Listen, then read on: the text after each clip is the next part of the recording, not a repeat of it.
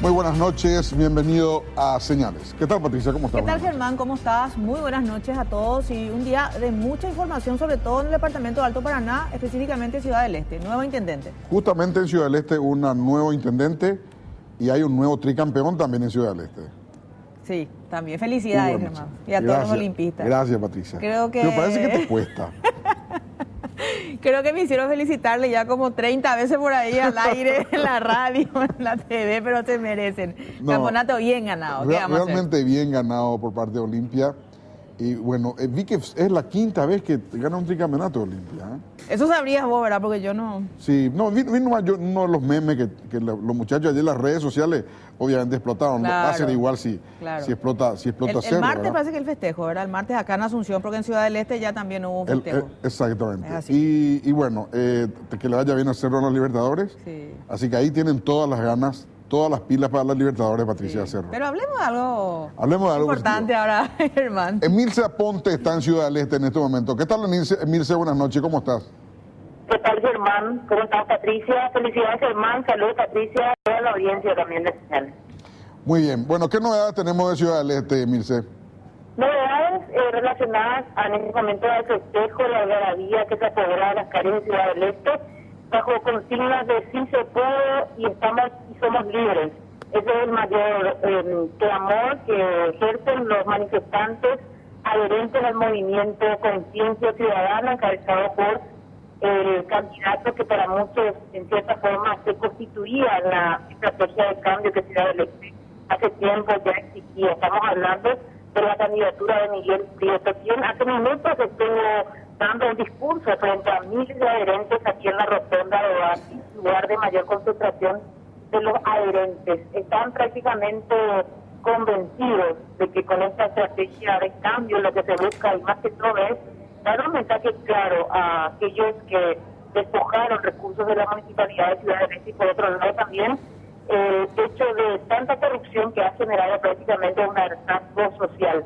Eso es prácticamente el manifiesto de la mayoría de ser consultado en medio de estos festejos que se desarrollan en estos momentos en varios puntos de Ciudad del Este, donde la participación electoral superó el 45%, al menos en expectativa, en el centro regional de Ciudad del Este, donde se concentra el mayor número de electores, más de 25.000 votantes habilitados, de los cuales y los manifestantes ciertas medidas se han demarcado. Hubo una participación importante a partir de las 14 horas en adelante. Las 87 metas se fueron de alguna manera concentrando en la participación de los electores a partir de las 4 horas de esta tarde. Empezó el cómputo con esa mesa de verificación de cada uno de ellos en el proceso del escrutinio. Hubo muchísimo control, Germán, Patricia, en el momento del conteo de votación, jóvenes grabando, filmando el momento del escrutinio, el paso a paso y la completa acción de custodio para lo que ello significa una respuesta de un sector de la ciudadanía que optó por el cambio a pesar de todo lo que implicaba enfrentarse al aparato público, decían ellos también a presuntas maniobras que se venían denunciando a lo largo de esta jornada electoral. El candidato de la ANR, por su parte, minutos después de conocer que ya el resultado del cómputo por encima del 95%, saludó al candidato ganador y en ese contexto también remarcó que en cierta forma tenga que ser una gestión en la que le acompañe Dios y por supuesto la labor marcada por esta transparencia. ¿Qué es lo que más exigen? Transparencia y limpiar las arcas municipales de Ciudad del Este y nada de corrupción. Otro aspecto que no dejó de llamar la atención en las afueras del centro regional fue la fuerte discusión que hubo entre sectores internos de la ANR, donde grupos aliados al diputado Ulises Quintana, el preso en Minascue, decían ellos, el resultado de la ruta colorada en Ciudad del Este es porque hubo traición dentro del Partido Colorado y en ese contexto decían que la dirigencia actualmente es responsable de la caída del Partido Colorado en el Alto Paraná, específicamente en Ciudad del Este. En este momento ya podemos remarcar que la situación se centra un poco en el festejo y en los resultados. A partir de mañana habrá que ver cómo encara Miguel Prieto ese desafiante escenario que se presenta en Ciudad del Este, Germán, Patricia. Emilce, creo que altos funcionarios del gobierno estuvieron por esa ciudad el día de hoy. Incluso se maneja que el presidente de la República estuvo en un hotel de Ciudad del Este, por lo menos cercano a la zona, esperando festejar la victoria, lo que para muchos se convierte en una derrota y un mensaje claro de que no van a, al menos, sumir a las acciones del aparato público. Y un hecho que no dejó tampoco llamar la atención esta tarde fue el incidente entre el concejal Telembú y su ex aliado paraguayo Cubas, en el momento de llegar al local del Centro Regional para votar, fue recibido por Telembú con una botella de agua. Exactamente. Y luego adherente de Payo Cuba le tiraron la botella de agua a Telembú también.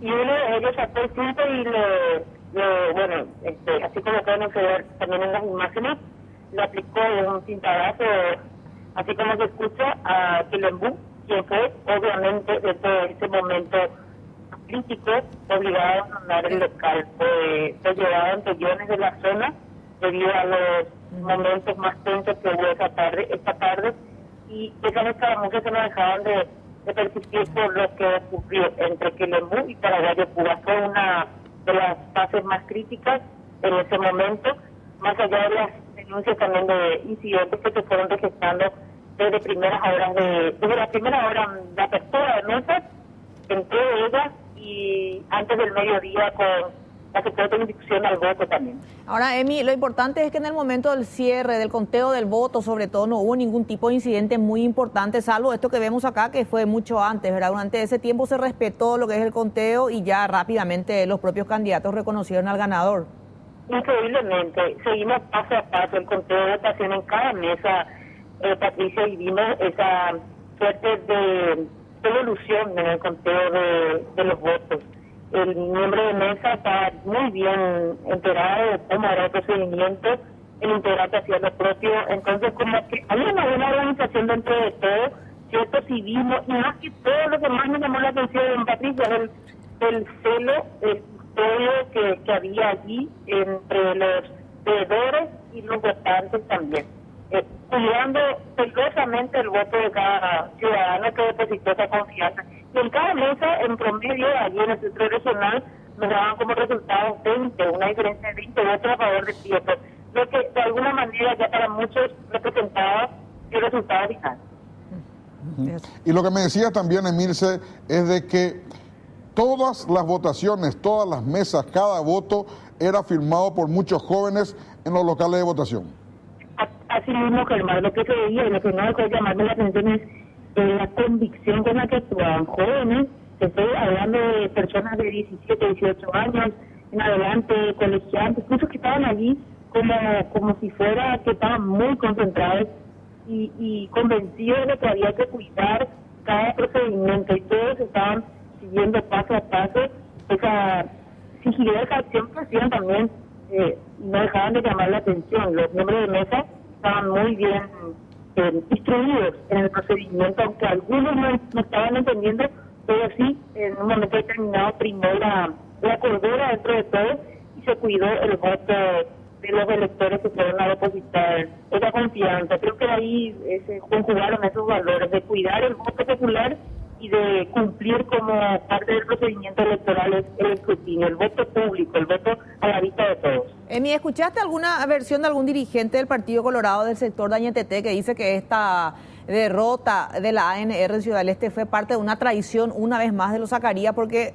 eso dijo hoy al menos el senador Juan Carlos Alaverna. Yo no sé si ahí en Ciudad del Este los dirigentes manejan también la misma versión, la misma opinión.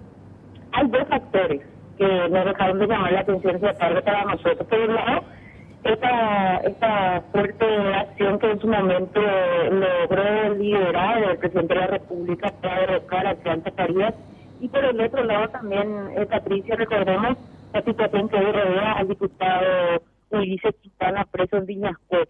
Muchos adherentes a este sector salieron a las calles cerca ya de las 18 horas aproximadamente, cuando ya se estaban conociendo los resultados oficiales, y atribuían la derrota a esta traición que hay dentro del Partido Colorado, que ahora Wilberto tiene que pedir disculpas a Quintana, a Ulises, porque ese es uno de los factores. Ellos acusan que la dirigencia actual, que intentó sobreponer la figura y dejó de lado el convivio.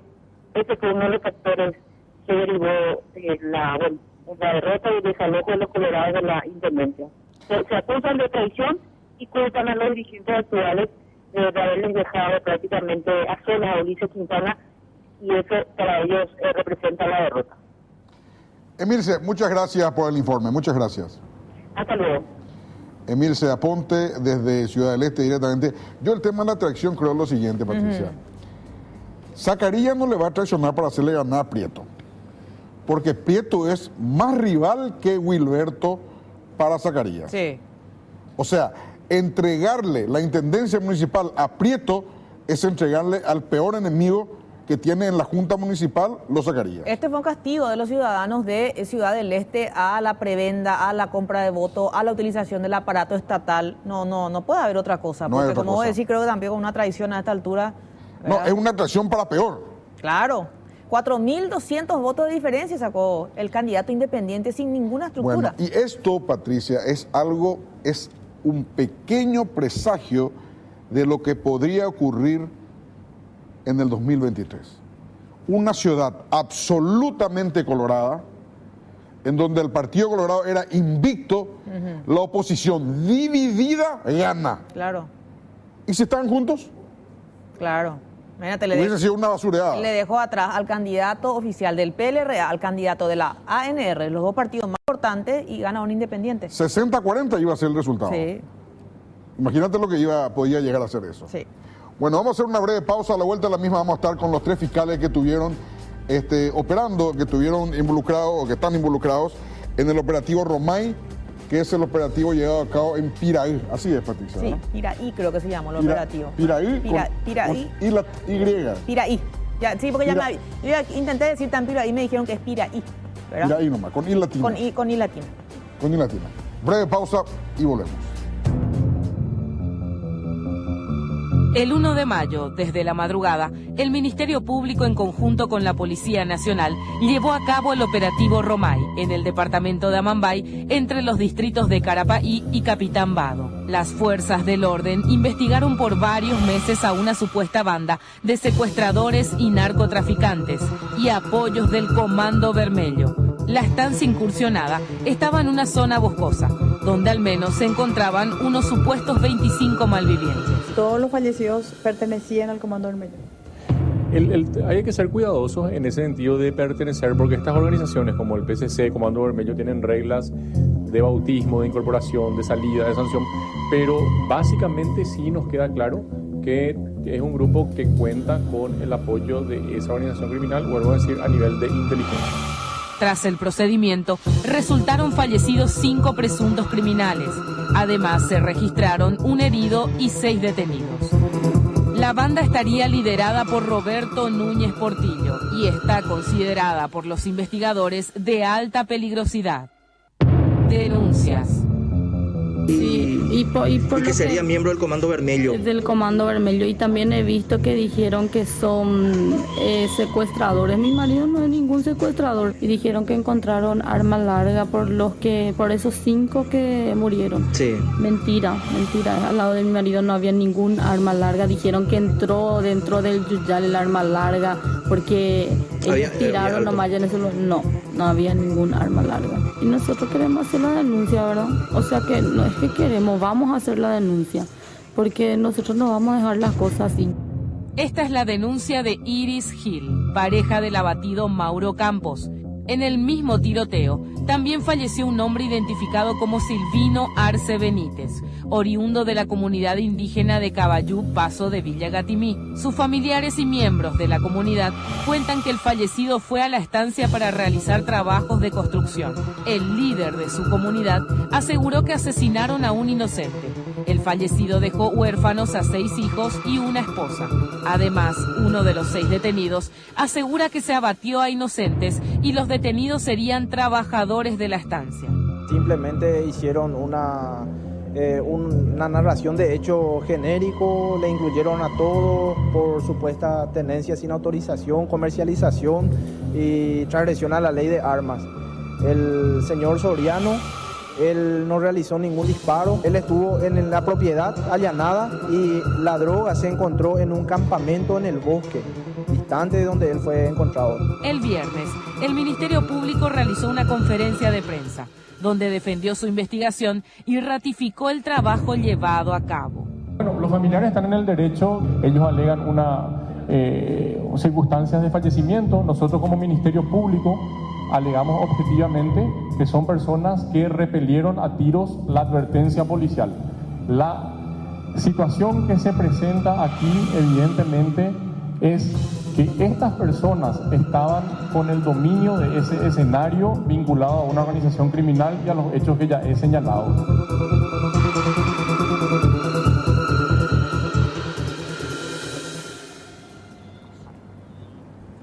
Fiscal Alicia, Patricia, buenas noches, ¿cómo estás? Buenas noches, ¿cómo estás, Germán? Buenas noches, Patricia. Buenas noches. Buenas noches para tu audiencia también. Fiscal Hugo Golpe, ¿cómo estás? Buenas noches. Muy buenas noches, Germán. Muy buenas noches, Patricia, y un saludo especial para la audiencia. Fiscal Marcelo Pecci, buenas noches, ¿cómo estás? Germán, buenas noches, Patricia, saludos a la audiencia. Bueno, ¿ustedes están conscientes de que hay una gran duda sembrada sobre la muerte de estas 5 personas? ¿Me puede explicar, Marcelo, qué pasó realmente? Sí, lo de las dudas, naturalmente en casos de gran conmoción siempre se presentan, y sobre todo cuando hay inevitablemente fallecidos, como en este caso, la subjetividad y la afectación es comprensible. Nosotros concentramos nuestra labor en la recolección de elementos objetivos. La operación Romay inicia sus actividades en común con el Departamento contra el Crimen Organizado y la Fiscalía especializada en la lucha contra el mismo flagelo, contra el crimen organizado, ya varias semanas antes del mismo, más de 4 semanas, y la parte operativa propiamente 10 días de ajustes de los detalles más importantes. Sabíamos que estábamos ante una organización de mucho poder, una organización que tenía la infraestructura necesaria y estratégicamente ubicada en un epicentro geográfico que le convertía ese inmueble en una verdadera casa de seguridad, y las informaciones de inteligencia que manejábamos fueron certeras, felizmente desde el punto de vista estratégico y lastimosamente por el inevitable desenlace de que iban a recibir a la comitiva a tiros, y a tiros de gran intensidad. Se dio esta situación, esa fue la recepción que tuvo la comitiva Ministerio Público, Policía Nacional, y se dio respuesta de igual manera. No quedó otra opción, evidentemente. Hay detalles estratégicos que podemos ir explicando, y ciertamente las personas abatidas, las personas fallecidas, dispararon, estaban en posesión de armas. Las armas fueron peritadas, ya tenemos resultados parciales en el sentido de que fueron disparadas. Las armas estaban también naturalmente con estas personas, y tenemos también resultados de las pruebas de las manos que dan positivo a residuos compatibles con disparos de arma de fuego. Entonces ese es el escenario de los cinco fallecidos. O sea, los 5 dispararon. Las 5 personas dispararon según las pruebas orientativas que dan residuos de armas de fuego. Y así también... Eso hizo la Policía Nacional. Claro, los peritos de criminalística... O sea, los mismos que están acusados hicieron los estudios. ¿Acusados de qué? No, acusados de alguna duda. No, ellos tienen su misión, lo de criminalística son órganos de apoyo. Órganos de apoyo que vienen a levantar la escena del hecho. Ellos no forman parte del grupo Halcón, del grupo táctico, que fue el que operó y el que entró, con todas las previsiones ciertamente, con un equipo blindado. Y justamente aquí me acuerdo perfectamente una frase de uno de los aprehendidos que señalaba: si ustedes no venían con este blindado, le íbamos a matar a todos. Palabras textuales. Y yo creo que realmente iba a ser así por el poder de fuego. Fue algo realmente impresionante. Yo no pensé realmente que iba a ser tanto. ¿En qué parte vos estabas, Marcelo, en el momento? Estábamos con los fiscales y con los jefes policiales en una línea inmediatamente posterior a lo que sería el grupo de avanzada. En una línea que nos permitía justamente ya protegernos de lo que era una balacera infernal que duró entre 10 a 15 minutos. Y así también hubo personas aprehendidas, aquellas personas que ya fueron aseguradas y ya fueron imposibilitadas de reaccionar tomando algún tipo de arma. Entonces, ese fue un factor positivo también, que hubo un dominio del escenario y lastimosamente vuelvo a señalar la labor del Ministerio Público y de la Fiscalía Nacional en este tipo de hechos es asegurar el objetivo. La mayoría de las veces lo hacemos sin un solo disparo, dicho en términos comunes, pero en este caso fue inevitable. Ahora, doctor, estamos hablando, usted dice de 10 a 15 minutos de balacera, es muchísimo tiempo, porque cuando asaltaron este escándalo que ocurrió en Ciudad del Este, lo de Prosegur no duró más de 6-7 minutos y uno fue y encontró todo destrozado, ¿verdad? Pati, ahora, los vehículos de la policía... Fueron eternos, esos 10 minutos, los vehículos a 15 externos, minutos, claro. Los vehículos nosotros. de la policía están con marcas de recibieron armas, el blindado, de balas. Sí, también. El blindado, el vehículo ¿Policías táctico. heridos en medio del enfrentamiento? Hubo uno que tuvo un refilón de bala en la oreja. El vehículo táctico, que es el BT-02 de la Policía Nacional, que también es utilizado en la zona norte del país, en la lucha del EPP, recibió 9 impactos de bala. En ese sentido, nosotros preparamos un plano que nos gustaría exhibirles para explicar cómo se dio Vamos a poner en pantalla ahora, enfrentamiento, ¿verdad? Y es importante también acá entender toda la realidad que se da en la zona. Este grupo está enfrentado con otro grupo con cierto poder ubicado también en la frontera. Hay un peligro, de hecho, supuestamente uno de los líderes, el herido en particular, los propios familiares dijeron, estaba con una amenaza de muerte, justificando que por eso habían tenido tantas armas y por eso tenían todo ese despliegue de seguridad.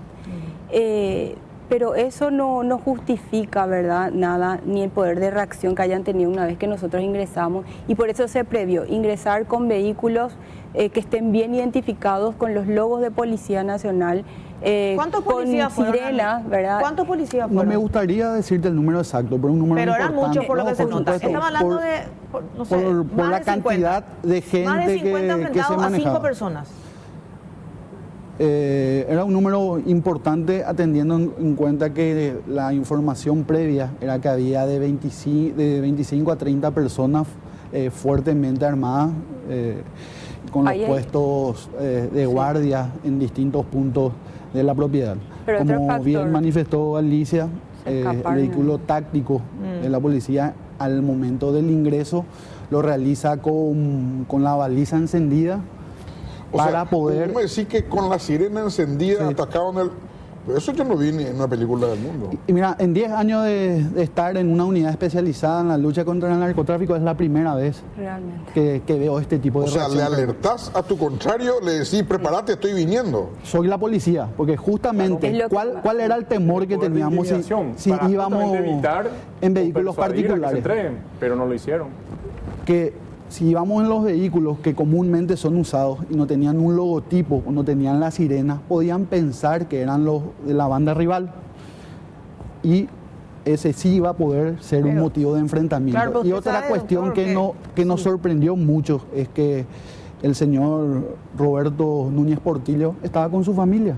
Imagínate a lo que les puso a sus hijos menores de 8 y 10 años con el enfrentamiento que se produjo. Y el casco principal del establecimiento tuvo numerosos impactos de bala. Y en medio de ese trabajo de inteligencia que ustedes realizaron, una casa se estaba construyendo ahí, porque aparentemente es una casa con habitaciones lo que se ve.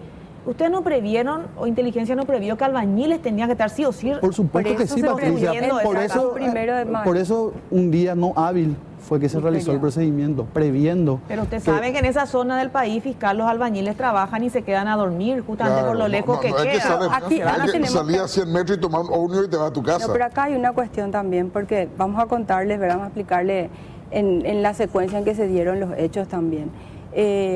Los albañiles o el presunto albañil, que puede ser en principio se presenta como tal y se entregó el que está detenido, y si hubo algún otro que fue abatido, se va a comprobar con el tiempo. Nosotros no podemos en este tipo de operativos prever, sobre todo con el ataque que se tuvo a la señal de alto. Y luego también tras el rastrillaje que se hizo en la zona y al seguir ciertas evidencias se iban encontrando ya después del enfrentamiento cargadores y la gente táctica iba haciendo cargadores, zapatillas, incluso ropa ya en zona boscosa se llegó a otra estancia. Tenemos la imagen que el fiscal Hugo dice, si quiere explicar. No hay ningún problema. A ver, creo que... Esa es la imagen de la construcción. Ahí está. Esta es la ruta principal que va desde Santa Rosa a Capitán Vado. Aproximadamente a 30 kilómetros ya de Capitán Vado se encuentra Pirodú. En esa primera entrada normalmente había 2 personas con armas largas haciendo de guardia. A 200 metros aproximadamente teníamos una segunda entrada. Esas son las flechas rojas. Sí, una segunda entrada con un camino donde había de 3 a 4 personas con armas largas, y durante el día había un vehículo de apoyo, el cual era un vehículo blindado, ¿verdad?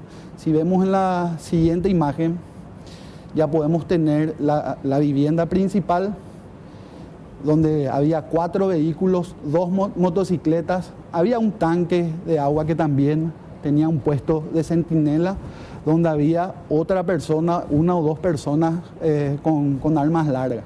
Pero estaban el día del operativo, estaban ahí. Estaban en el día del operativo. Estaban en el tanque. El vehículo blindado encabeza el operativo, atropella el segundo puesto, y los que se encontraban haciendo guardia en el lugar realizan disparos de aviso a los puestos principales, alertando de la presencia de personas, en este caso de la comitiva, ya que el vehículo táctico ingresa con la baliza encendida y con la voz de alto de los policías desde dentro del blindado.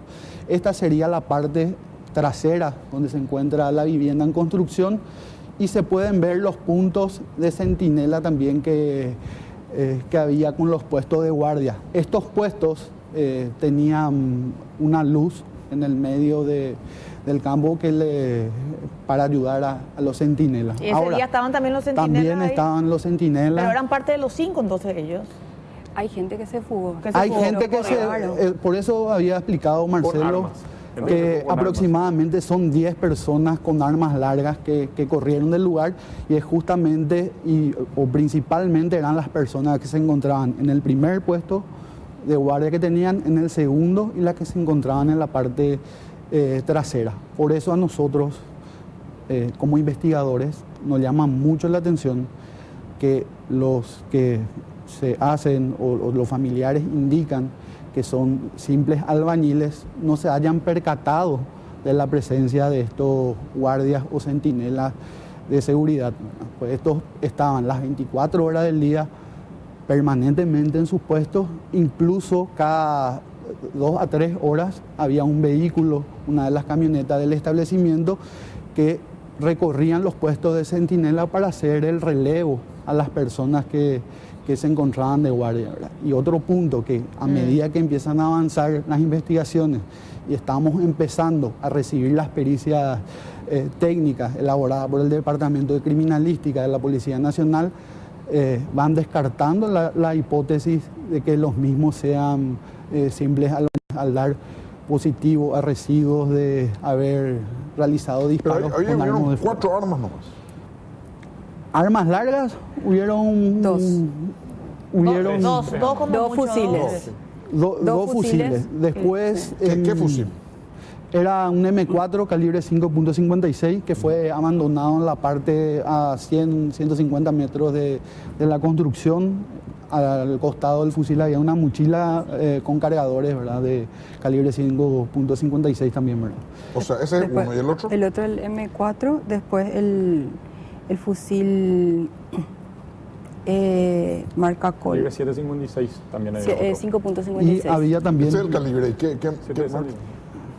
marca Colt, modelo M4. O sea, el resto de los que corrieron se fugaron con sus propias armas. O sea, todos O llevaban... sea, lo que ustedes creen. Y había pistolas Glock con selector de tiro. Sí. Y en términos prácticos, ¿qué implica esto? Implica que puede llegar a producir ráfagas de disparo. Sí, pero son armas de ciudad.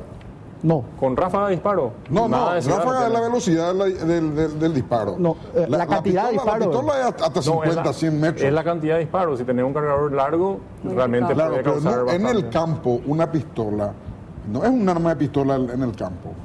La pistola es un arma de ciudad. Es un arma que tiene 50, 70, 80 metros de...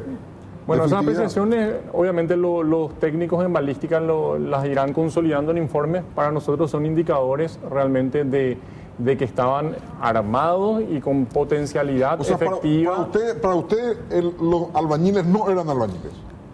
Para mí que al Pueden confirmarse... saber poner ladrillos también, pero en el escenario sostenemos a nivel de suficiente elemento de sospecha que tenían el dominio de lo que allí había. Una asociación criminal en un enclave geográfico sumamente importante, donde había droga, donde había armas, donde había centinela y donde evidentemente los hechos se tornan realidad en el sentido de pasar de la fase investigativa de hipótesis de inteligencia cuando ingresa la comitiva y realmente tienen ese poder de fuego para recibir. O sea, evidentemente, además, vamos a poner el ejemplo de Soriano. Soriano es una persona que vivía en la misma vivienda donde está el líder.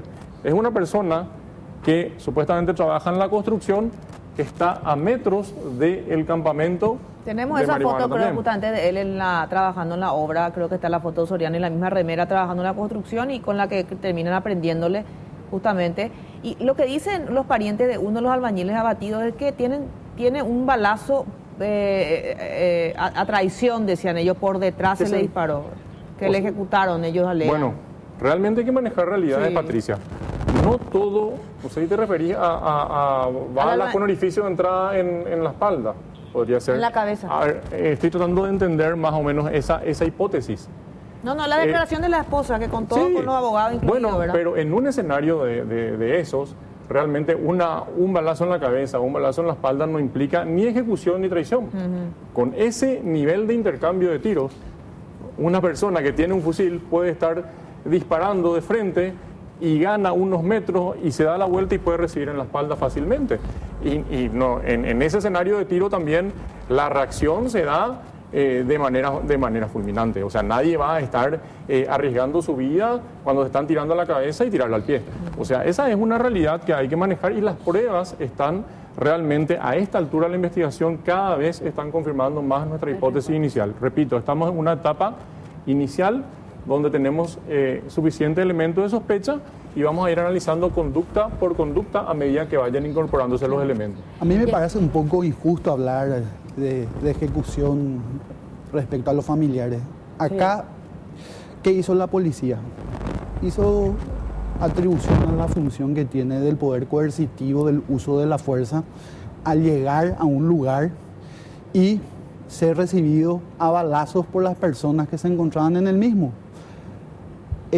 Como bien lo explicó Marcelo, en el terreno es sumamente difícil porque tanto los tácticos de la Policía Nacional debían cubrirse unos con otros y en eso se da que uno se agacha, el otro corre, uno le cubre al otro y van intercambiando disparos. También pudo haber pasado, no va a poder comparar la cantidad de municiones que tengan estas personas, se pudieron haber quedado fácilmente sin municiones y en eso reciben los disparos por parte de la policía, intentan correr, ¿verdad? Son situaciones y variantes que se dan en el terreno. ¿Y esta investigación fue conjuntamente de la policía con la fiscalía o solamente la fiscalía y posteriormente pidieron el apoyo de las fuerzas policiales? Te explico, Patricia. En este tipo de situaciones, el departamento de Amambay venimos trabajando hace tiempo en forma conjunta, tanto con el Ministerio del Interior como con la Policía Nacional. Si nosotros nos fijamos en el índice de homicidios que tiene el departamento de Amambay, es extremadamente alto, es prácticamente el 66% de lo que es el índice de homicidio a nivel nacional Y eso se replica a que el departamento de Amambay es uno de los más violentos a nivel, se le puede comparar con Venezuela, que es uno de los países más violentos de Latinoamérica, y eso no coincide con lo que es la realidad de nuestro país. Pero lo hicieron juntos entonces, la Por Fiscalía y la supuesto, a Policía. través de eso se viene realizando... Vamos a hacer una pausa, señores. ¿sí? un Vamos a hacer una pausa y diagnóstico. continuamos. Tenemos una entrevista, un audio de la viuda de uno de los que falleció, que según la señora acusa que era nada más que albañil. A ver ese audio. Y yo estaba hablando con él, la última vez fue el martes que yo estaba hablando con él. El miércoles ocurrió lo sucedido. Cuando yo estaba hablando con él en ese momento, él me dijo, se fue la energía acá, amor, me dijo. Y él me dijo después, se va a acabar mi batería, me dijo. Ahí yo le dije, bueno, está bien, le dije, cuando vuelve, cargas tu celular, yo le dije a él, ahí él sale y me dice, bueno, no hay problema.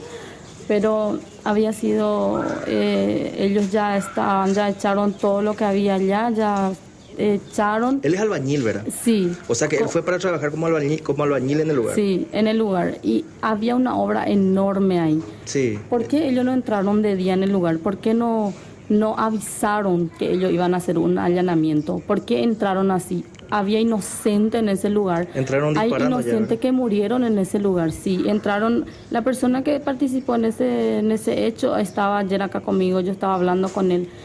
Me dijo luego, era una guerra ese lugar, me dijo, era una guerra, era tiroteo, había granada, me dijo. ¿Que lanzó la policía? Sí, que lanzó porque viste que en el lugar la persona me dijo a mí, empecé yo a correr, me dijo, después me dijo que me tiró de 10 metros del lugar donde yo estaba, me dijo. Me caí, me toqué y dijo luego él que él pensó que se rompió todito.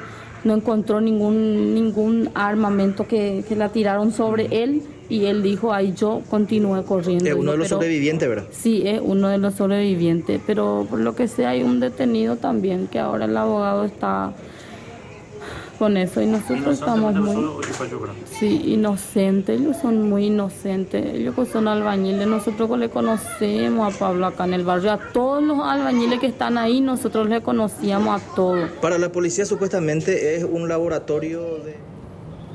Bueno, ¿ustedes tienen los antecedentes de esta persona? Del Mauro líder Campos. sí, del líder sí. de Mauro Mauro Campos Y era hoy ya albañil. se actualizó. Les quiero dar un ejemplo. Si es albañil o no, puede haber sido albañil. Pero tuvimos casos, incluso un hecho acá muy mediático en Asunción, donde una persona, funcionario público, sin antecedentes, director de colegio, de varios colegios, vinculado a una organización criminal, a una persona cuyo líder era Galán, ¿verdad?, que fue preso este año en Brasil, en Río de Janeiro, y se encargaba de darle logística. Una persona de la cual jamás íbamos a dudar. Y encontramos muchísima evidencia y vinculaciones de esta persona, como les digo, funcionario público sin antecedentes, director, vinculado de manera directa a estas organizaciones en logística o en lo que sea. Ahora, doctor Volpe, ¿ustedes sabían que había albañiles trabajando ahí? Por supuesto, Pero sí. no sabían quiénes eran. Por supuesto que no. Es en un trabajo de inteligencia determinar cuál es el rol que cumple cada uno, es sumamente difícil. Se identificaron los principales puntos de guardia, todo lo que atañe a poder realizar un procedimiento en la forma más efectiva y poder neutralizar a esta Y a los dos organización líderes. criminal. Es importante decir, Le uno de los teníamos líderes plenamente efectivamente identificado a reaccionó y los fue dos herido. líderes, uno está herido, Sí. a la fecha todavía está internado. Sobre el mismo, si bien ya pesa orden de detención, se encuentra con custodia policial. El otro nos estamos reservando todavía por tareas Tiene investigativas para tratar de localizarle y lograr la aprehensión del mismo. Es virtualmente imposible realmente saber o hacer un listado con nombre y apellido de quién está allí. Con ese nivel de seguridad posiblemente le matarían a la persona que se pudiese infiltrar ahí. Esa es una realidad, hay que manejar realidades. No queda otra opción. Además, ya volviendo a la declaración de la señora, hay que entender algunas cuestiones.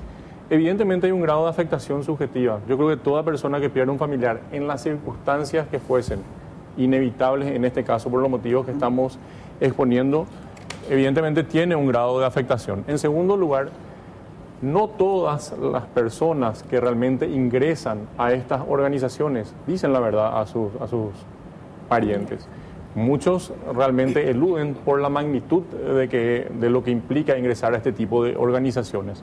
O sea, esos son factores que hay que tener en cuenta, y las experiencias del pasado también.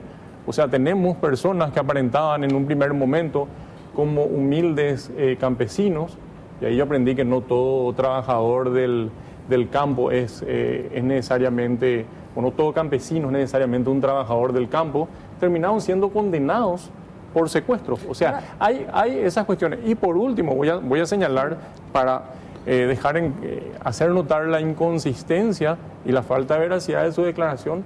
Señala que se tiraron granadas. La Policía Nacional no tiene granadas. Eso es algo totalmente falso. Entonces, evidentemente está construyendo viene y dice que alguien le dice que tiraron granadas. Camugamos fiscal que este señor está hablando de que era una balacera grande. No, y que tiraron granadas. Tenemos que decir las cosas también, las cosas como son, no solamente ese aspecto. Ahí señala, dice que la persona que vino le dice que tiraron granada. Posiblemente esa persona pueda ser una de las que huyeron también. No lo sabemos, pero son elementos objetivos, indicadores de suficientes elementos de sospecha que obviamente se irán conjugando con todas las pruebas científicas y con todas las testimoniales que vamos a ir recabando. Ahora, Robert Núñez Portillo, ¿tenía algún vínculo con alguna funcionaria o funcionario de la Fiscalía? Sí. Su hermana es secretaria fiscal del Ministerio Público en Capitán Baur. Tuvo un hermano que hace cuestión de un mes atrás fue víctima de un hecho de sicariato en la ciudad de Capitán Baur. El hermano. Y importante para nosotros porque Roberto Núñez Portillo está sindicado como supuesto líder de esta organización criminal. Tenemos informes y trabajos de inteligencia también realizados con la Policía Federal del Brasil que dan cuenta que el mismo se dedicaría al tráfico internacional de marihuana específicamente. La modalidad que utiliza el mismo es la de en los establecimientos similares al allanado, realizan doble fondo en los vehículos y remiten a San Pablo y a San Pablo no, sino a Río de Janeiro, tanto drogas como armas. También hay datos de que uno de ellos, con el alias de Comando. Sería el principal táctico que ellos tienen, el que le entrenaba. Sí, el albañil, el otro albañil. ¿Y cierto que no le dejaron hablar a él? Mira, en los momentos que son detenidos este tipo de personas, preferimos que todavía no realicen declaraciones a la prensa, motivo por el cual... Eso está prohibido por ley. Está prohibido por la Constitución. Las resoluciones de detención dictadas por la Fiscalía son en libre comunicación y a disposición del juzgado y del Ministerio Público. A partir de ahí, las comunicaciones están dadas con los familiares, con el abogado defensor, pero ahí también hay que conjugar el régimen del lugar donde está guardando reclusión preventiva. Tiene reglas y hay que conjugar con eso necesariamente. Pero tiene rango constitucional. No, por eso. La disposición en lo que respecta a Fiscalía... ¿Por qué no le dejaron hablar, por una cuestión de seguridad, generalmente en estos casos se analiza si está en un presidio penitenciario o en este caso como está en un local de la policía. Claro, pero ustedes, estaba en manos de ustedes todavía en ese momento. En el Ministerio Público decidimos que no era conveniente por una cuestión de que al ser sindicado como miembro de una organización criminal. Pero no pueden hacerlo. Bueno, él podía hablar, él estaba en permanente... O sea, que podía hablar, pero ustedes no le permitían. Él ya declaró. Con su abogado estaba en permanente No, pero la comunicación no se refiere al abogado. Principalmente no, la libre comunicación no se refiere al abogado. ¿Qué pasa si empieza a dar mensajes en clave y hay un atentado? El problema de Constitución, entonces. O a través de las informaciones que él brinda a través de la prensa, le rescatan a él en el traslado desde el Ministerio Público. Constitucional. Él no está comunicado. Otra cosa es él está en plena conferencia de prensa. Está comunicado. La prensa no pudo hablar con él. Pero la comunicación es plena con sus familiares, con sus abogados. creo que lo que quiso hacer después ya de su declaración, volver a tener otra entrevista, una cosa así. Pero él en un primer momento con su abogado, cuando fue a fiscalía, él dio su versión como suelen hacer Sí, en el pasillo, o sea, nadie le declaró pegara. sin problema. Otra con la prensa. No, él al inicio habló, Previo a la antes de su declaración. Luego de su declaración indagatoria, cuando él ya estaba en sede policial, esperando ser llamado por el juez, que eso ocurrió el sábado de la mañana, es ahí donde nos avisa de alguna manera. Este canal fiscal, Sí. este canal NPI, Noticias Paraguay, estuvo cuando salió y dijo que la fiscalía, anteayer, y dijo que la fiscalía no le dejó hablar. ¿Quién Y salió? no pudo hablar. El abogado dijo, orden superior no puede hablar, y se le quiso hablar ahí y no le dejaron. Pero la orden superior no fue de la fiscalía. La orden Eso hay que superior. aclarar. A nosotros nos llamaron a consultar qué pensábamos. Dijimos, para nosotros sería prudente, no, creo que él ya declaró, ya habló su abogado, él también en la prensa, Pero ustedes no pueden hacer una pensar, conferencia claro, más. ustedes dan orden, Una la cuestión fiscalía da orden. de seguridad, no se puede. Germán, Las veces que, Con se han. Constitución. Pero es importante entender, que hay que Germán, analizar La orden fue mucho emitida. más. La orden fue emitida en libre puede- comunicación y a disposición. Lo Pero, más fácil, Fito, busca un poco en la Constitución. El artículo 12, la el libre inciso 3 comunicación, por específicamente, favor. Germán, te cuento ya. Artículo 12, inciso 3. Artículo 12, inciso 3. Ahí Habla la libre Ponle por pantalla, comunicación. por favor. No. A ver si podemos poner, Fito. ¿No era mejor dar a un juez justamente eso, la orden para que este hombre no hablen por miedo a que pueda dar algunas claves, como dice el doctor, para despejar cualquier tipo de dudas como la que hoy estamos teniendo?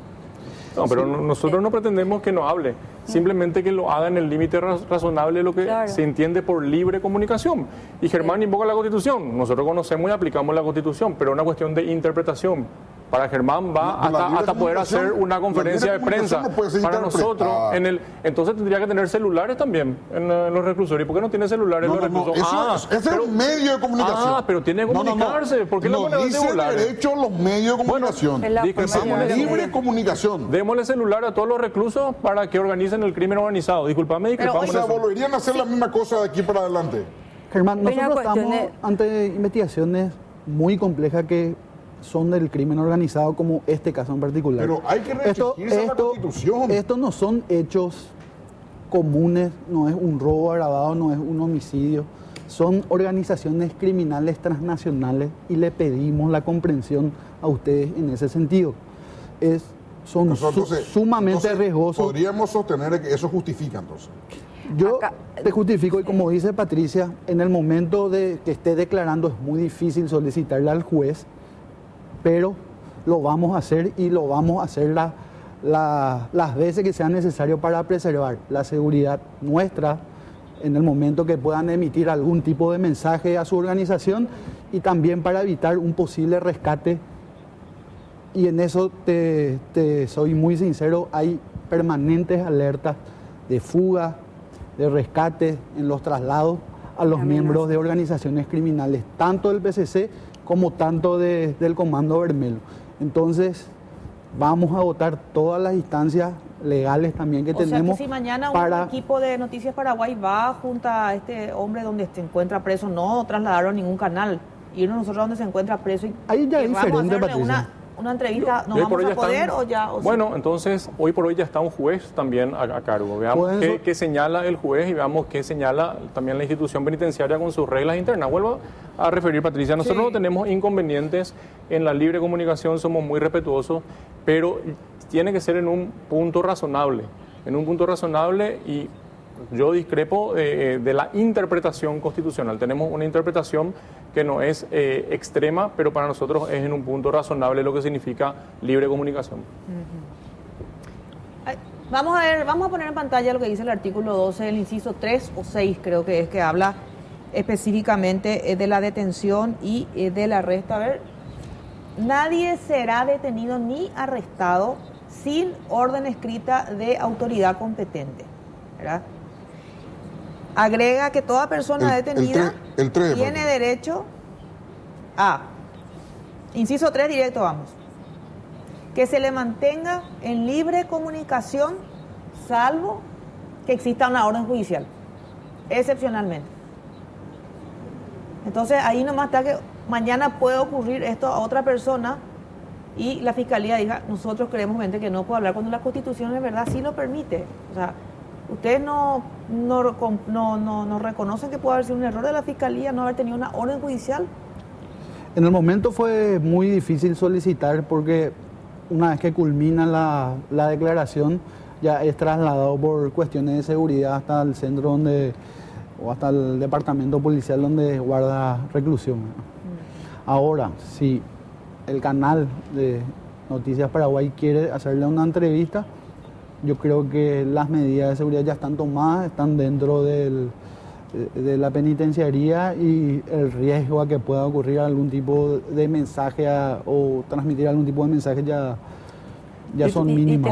Y también, Patricia Germán, hay que entender que no somos absolutistas o dueños de la verdad. En este sentido tenemos una posición y bien fundamentada como Hugo y Alicia lo señalaban, y hay un juez de control y garantías también. Es finalmente el juez el que debe medir seguramente el alcance de esto. Entonces está el juez de garantías para controlar si realmente el límite que señala el Ministerio Público es razonable o realmente eso debe... Tiene que controlar a los fiscales. No, yo no dije que tiene que controlar a los fiscales, tiene que controlar el proceso y las garantías de la persona detenida. Entonces aquí es todo transparente y estamos debatiendo sobre lo que es el límite de lo que es. Pero si interpretamos eso, podemos interpretarlo en cualquier circunstancia. ¿Por qué vamos a limitarnos solamente a este caso? Claro, totalmente. Yo puedo deducir de que en cualquier circunstancia también vamos a apelar. Pero por supuesto, lo que estoy diciendo es que hay un juez, si abrimos esa brecha, ¿quién cierra la brecha después? No, bueno, por eso te digo, lo de la brecha, justamente hay un juez de garantías que es el que va a señalar o a verificar los límites de razonabilidad de lo que es la libre comunicación. Para eso está justamente el rol de control. Bueno, señores, pasamos 5 minutos, ahí ya nos están esperando el equipo de María Esther Roa y también está la diputada para Celeste hablar sobre el tema. Gracias Hugo, gracias Alicia, muchas gracias. Gracias Marcelo. 6 años. Fue declarado culpable por el delito de cobro indebido y absuelto por el cargo de estafa en calidad de autor en el afamado caso Niñera de Oro. Con esta sentencia, Víctor Bogado se convierte en el primer legislador paraguayo de la era democrática en ser condenado judicialmente. La Fiscalía solicitó 4 años, mientras los jueces consideraron que el delito de estafa no se demostró, ya que no hubo daño patrimonial a la Itaipú. Ahí está, ellos son los que roban la nación. Durante el juicio, la defensa del senador sostuvo que la responsabilidad del contrato de Gabriela Quintana en Itaipú fue de su exdirector, el fallecido Franklin Boxia, mientras la Fiscalía alegó que Bogado solicitó el comisionamiento a la entidad, produciéndose así un doble cobro de honorarios en la Cámara de Diputados y en la Binacional, con un perjuicio al Estado de 71 millones de guaraníes aproximadamente, lo que fue devuelto. Las pruebas de aquel pedido fueron sustentadas con las notas de solicitud firmadas por Bogado y por el testimonio de la senadora amarilla viuda de Boxia. Él recibía reiteradas llamadas del señor Víctor Bogado y él me decía, pucha, ya me llamo otra vez, quiere que le meta una, la verdad que el término era una chica, digamos. Me dice una vez, la cuenta ya le metía una, ahora quiere que le meta otra. Siempre viendo las llamadas. En otra ocasión me dijo, me va a matar, me amenaza, te amenaza, le dije, pues, ¿y cómo le permitís? No, nada, a ver, ¿cómo puedo decirle? Le reto, digamos, y luego nos amigamos otra vez. Está confirmada la información en cuanto a que hubo una solicitud concreta de contratación de la señora Gabriela Quintana por parte del senador, hoy día senador Víctor Bogado, y que esta persona cuya contratación era solicitada formaba parte de su gabinete, es decir, formaba parte de los funcionarios que trabajan directamente con el entonces diputado. El caso inició en marzo del año 2013 y llegó a su fin este viernes pasado, donde el senador volvió a ratificar su inocencia. Nunca pedí la contratación de nadie a la IDEI. Nunca Tampoco pedí la contratación de Gabriela Quintana en la Cámara de Diputados. Eso está con documentos y yo quiero que me muestren los documentos caso contrario. Yo nunca llamé por teléfono al ingeniero Bose para pedirle la contratación de Gabriela Quintana. Yo nunca amenacé al ingeniero Bose. Víctor Bogado, absuelto por el delito de estafa y encontrado culpable por el cobro indebido de honorarios, fue condenado a 1 año de prisión, con suspensión de la condena. Así la cosa, tenemos que la pena justa para la señora Gabriela Quintana es la pena privativa de libertad de 1 año y 6 meses. Y para el señor Víctor Bogado, de conformidad al artículo 31, que reza: la pena será prevista para el autor y atenuada con arreglo al 67, el cual nos establece un nuevo marco penal que va de 6 meses a 1 año, a 1 año y 6 meses, por la cual la pena justa para el mismo es la de 1 año de pena privativa de libertad, con suspensión de la condena a prueba, que oportunamente va a ser explicado en la sentencia la medida a ser impuesta.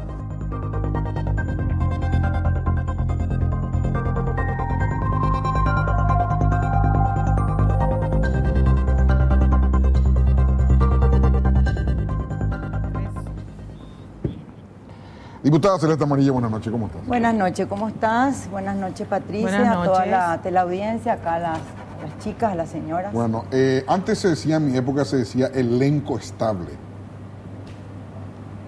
¿Saben lo que es elenco estable? ¿En el verdad? teatro? No, elenco estable es cuando ya había un grupo en el restaurante que tocaba todas las noches, porque después rotaba. Ah, Bueno, María Esther Roa ya es elenco estable ¿Verdad? de señales. ¿Qué tal, María Esther? ¿Cómo Muy estás? buenas noches, Germán, Patricia, diputada, y Aide también, y a la teleaudiencia. Aide Vera, buenas noches, ¿cómo está, señora? Buenas noches, Germán. Buenas noches, Patricia, Buenas noches. diputada, mi querida Esther, a toda la teleaudiencia. Bueno, ¿qué tienen planificado, María Esther? Porque la otra vez te escuché decir que tu agenda está un poco cargada. Cargadísima. Que inclusive vamos a desatender algunas cosas porque tenemos otras cosas más importantes y creo que hiciste un listado de lo que sí va a poder atender y lo que no va a poder Así atender. Está la gente ahí, le voy a pedir al director que tome imagen, está parte de su equipo. El equipo completo no pudo venir, generalmente le invitamos y vienen todos, pero está parte de su equipo ahí. Ahí está. Entonces, el grupo de los escrachadores, para aquellos que tal El grupo de vez los están un poco medio perdidos, tal vez. Equipo naranja, ¿se llama ya equipo naranja? Sí, naranja. Equipo naranja. ¿Por qué naranja? Y bueno, realmente quisimos tener una remera, empezamos a elegir los colores y ganó el color naranja. Entonces identificamos ese color como la lucha ciudadana contra la impunidad. Entonces, de hecho que te trajimos acá, ¿verdad? Yo no sé si es el momento ahí de verdad de entregárleslo ya de entre manos. Vamos a entregarle. Bueno, este es un pequeño obsequio, ¿verdad? Acá para Germán. Después le vamos a sacar a la diputada, ¿verdad? Ah, este es el equipo esa es la remera ahí también para También Patricia, para ¿verdad? Patricia. Así que solo que hay que participar también, ¿verdad? Entonces le regalamos a ver si nos pueden acompañar en las plazas. Ustedes fueron noticias en el New York Times. En el New York también. Times, sí, totalmente. El diario más importante del mundo. Sí. Así mismo. Y la BBC es el canal estatal más importante del mundo. Así mismo. O sea, no es poca cosa eso. No es poca cosa. A Dios gracias. Yo creo que eso también es un incentivo para la ciudadanía, ¿verdad? Que realmente estamos haciendo algo muy importante. El tema del Contralor, por ejemplo, María Esther, si ustedes no estaban, yo creo que hubiese zafado. Y la verdad que acá la doctora justamente sabe, ¿verdad? De que lo que pasa es que a nosotros nos preocupaba porque esa semana toda la gente, toda la ciudadanía estaba muy enfocada en lo que iba a ser el 25 de abril, que era el tema de la lista sábana. Entonces nosotros nos preocupamos, ¿verdad? Porque de hecho que nosotros tenemos una agenda ciudadana, es como monitorear todo lo que pasa y de acuerdo a las necesidades nosotros también salimos a actuar, ¿verdad? Y en ese contexto nosotros determinamos de que iba a ser muy importante nuestra presencia y lo hicimos el día lunes frente a la Contraloría, el martes frente al Congreso y el miércoles cuando ya se estaba tratando estuvimos también ahí. En el Congreso. Así mismo. Ahora, empezaron ya a cuestionarle, María Esther, la gente que quiere desacreditarles, dice, ¿quién les financia? Dice. Y bueno, yo te pregunto, ¿quién les financia? Bueno, nosotros no tenemos muchos gastos, ¿verdad? Y realmente la gente que está en el grupo son personas que tienen capacidad económica, comemos 3 veces al día, la mayoría son personas profesionales, trabajadores, y yo creo que cuando se quiere se puede hacer muchas cosas. Vamos a dar por un ejemplo nomás. Hoy, por ejemplo, ¿quién ganó en Ciudad del Este? ¿Y qué inversión hizo él para ganar? Y yo creo que ni siquiera habrá hecho la 1/10 parte de lo que hizo el equipo oficialista, ¿verdad? Yo creo que con poca plata se puede hacer muchas cosas. Nosotros recibimos donaciones, por ejemplo, de la gente que están en el extranjero, eso se maneja también con los compañeros, ¿verdad? Pero no es mucho. Nosotros no pedimos, de hecho que estamos pensando armar una página donde la gente pueda donar, porque muchas cosas queremos hacer videitos, queremos hacer algún instructivo, un montón de cosas que nosotros no podemos hacer justamente porque no tenemos ese dinero, ¿verdad? Diputada Celeste, vos lo que fuiste en el juicio de Víctor Bogado fue testigo de oída, así se dice. Sí, testigo del testigo, digamos, en mi caso. Testigo del testigo, sí. Testigo de oída o testigo de tercero. Sí. En ese caso, ¿cuál fue el elemento más contundente que vos sostuviste ahí en la...? Porque escuché que los jueces te nombraron a vos específicamente en el caso de Víctor Bogado. Sí. Te nombraron a vos varias veces. Escuché. Y bueno, yo conté la verdad, Germán,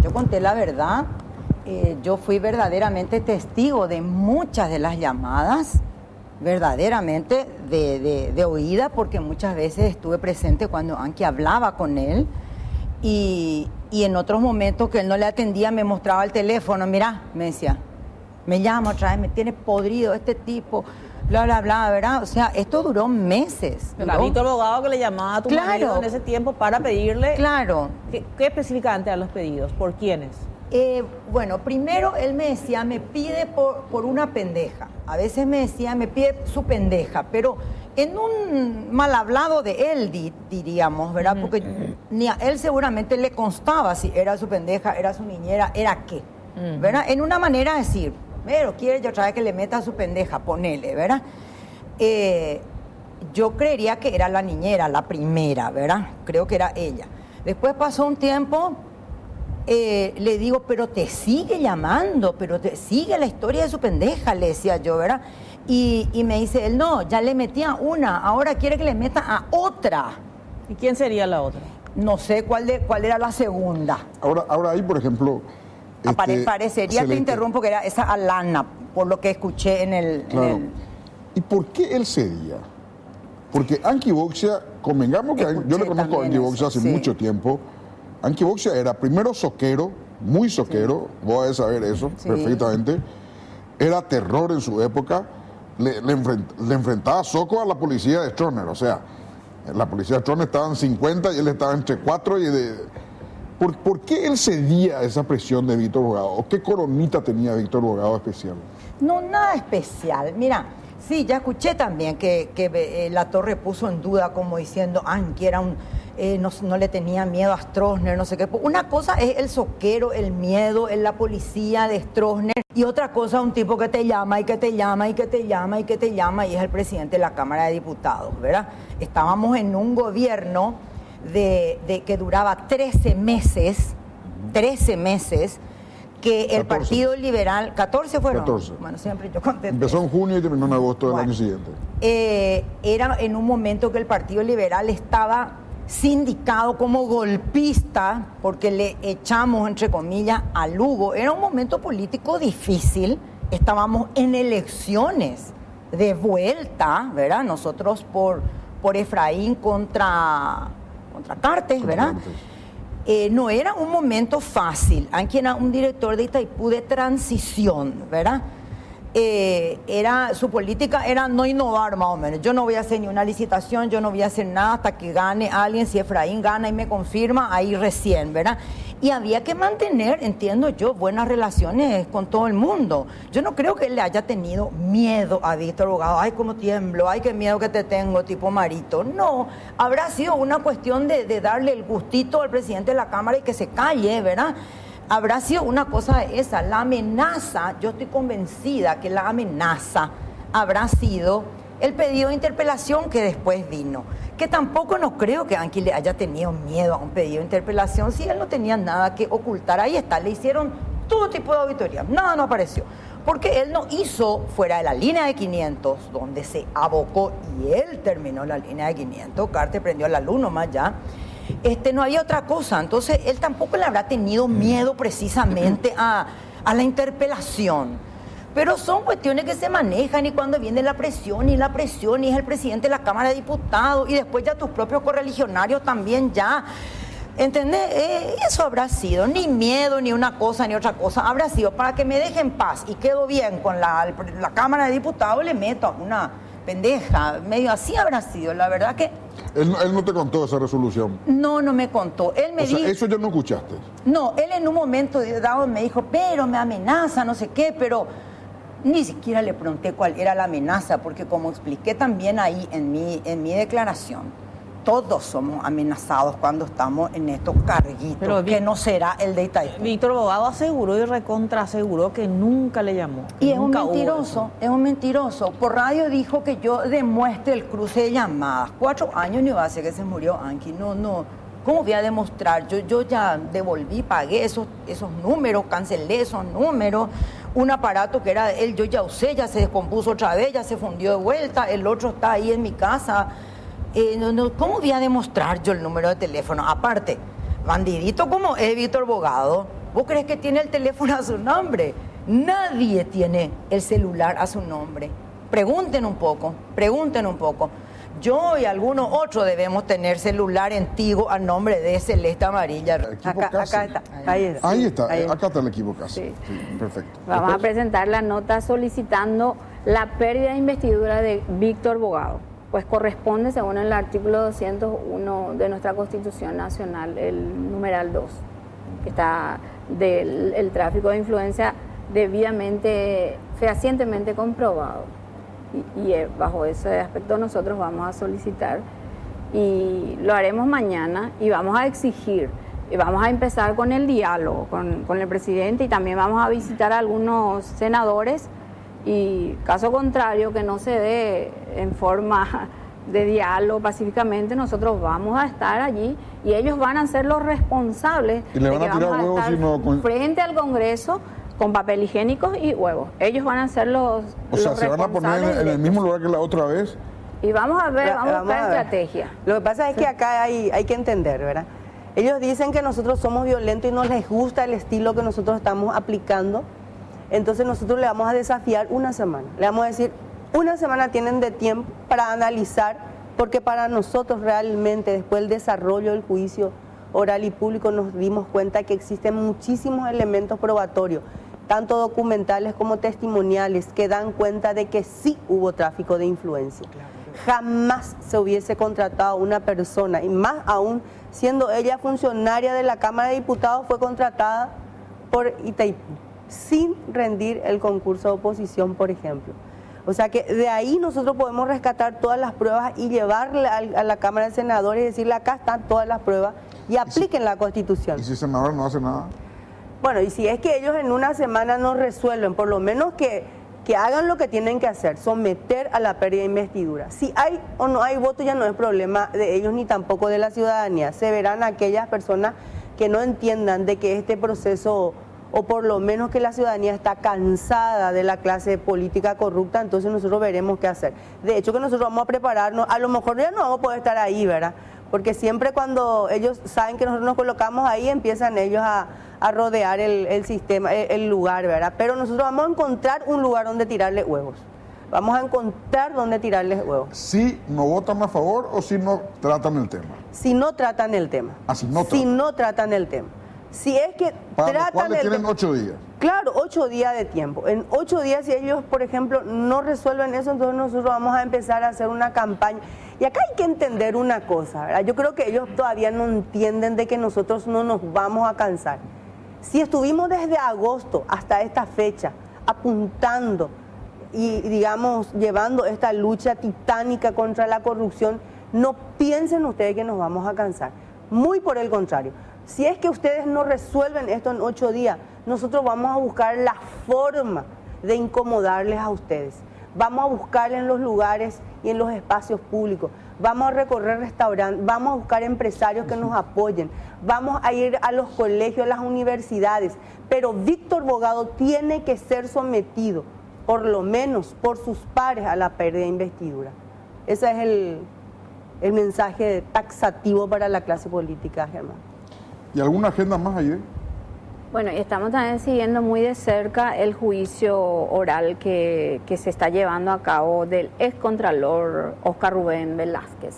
Ah, con su secretaria. Con su secretaria Vita. La del perrito, ¿verdad? La del perrito, haciendo su marcación, con 27 horas trabajando al día, horas extraordinarias que nadie podría hacer, ¿verdad? Y van a estar también en el Poder Judicial. Estamos ya, de hecho, estuvimos el primer día que se inició, ¿verdad?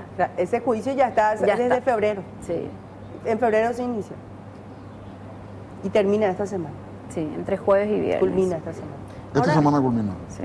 Diputada, ustedes en su partido van a tratar esta semana ya seguramente el caso de Víctor Bogado, al menos un sector del PLRA. Ya sé que usted, diputada, esto se va a tratar en el pleno de los senadores, pero partidariamente se va a decidir seguramente. Y supongo que sí, a mí no me llamó nadie, pero yo por lo menos la primera sesión que haya el miércoles en la parte de oradores, yo voy a hablar de esto y voy a pedir también que los partidos se sumen a esto. Tienen que entender, tarde o temprano tienen que entender. Yo creo que ya están entendiendo muchos. Yo creo que muchos ya están entendiendo. Y es muy importante lo que está haciendo este grupo, la ciudadanía en general, incluso los que están haciendo en las redes, la gente que se manifiesta en las redes. Si bien hay mucha violencia y hay mucha injusticia, porque todo ligamos ahí, ¿verdad? No importa, está bien. O sea, yo no me pongo el sayo cuando no me corresponde, ¿verdad? Igual me molesta, ¿verdad?, cómo me agreden a veces, pero está bien, que sigan agrediendo. No, lo que abunda no daña, ¿verdad? Pero que se den cuenta. Este es el inicio del fin de Víctor Bogado. Mira que yo soy medio premonitoria. Yo le pedí a Ibáñez que renuncie, terminó renunciando, ¿verdad? Al Contralor le pedí que renuncie, terminó renunciando. Ahora le pido, renuncia, Bogado. Renuncia, no nos sometas una vez más a la ciudadanía y a los diputados a juzgarte y a echarte. Renuncia. Tiene que renunciar. Bueno, ¿quiere hablar alguien ahí del equipo Cache? ¿Qué tal? Buenas noches, ¿cómo estás? Buenas noches, Germán. Muchas gracias por la invitación. El único aporte que quiero hacer, y creo que es muy importante para la ciudadanía en general, es recordar los nombres de los integrantes del tribunal. Víctor Medina, Juan Carlos Zárate y Elio Velar. Por su falta de valentía, por haberle dado la espalda a la ciudadanía que esperaba un mensaje claro. Un mensaje claro contra la corrupción. Los tres jueces. Para que esto que se volvió cultural no se vuelva genético el día de mañana. Porque aquí hay 70 años de continuismo de corrupción donde los abuelos ya nos robaron, los padres nos están robando y se están preparando los nietos. En los distintos distritos del país. 256 distritos del país creo que hay. Me puedo equivocar por un par de distritos. Pero en todo ello existen clanes familiares que están robando hace 70 años mínimo. Pero ni hace y falta donde las fiscalías zonales no funcionan, porque a ellos le alcanza la coima, le alcanzan el favor político, el prebendarismo, el clientelismo.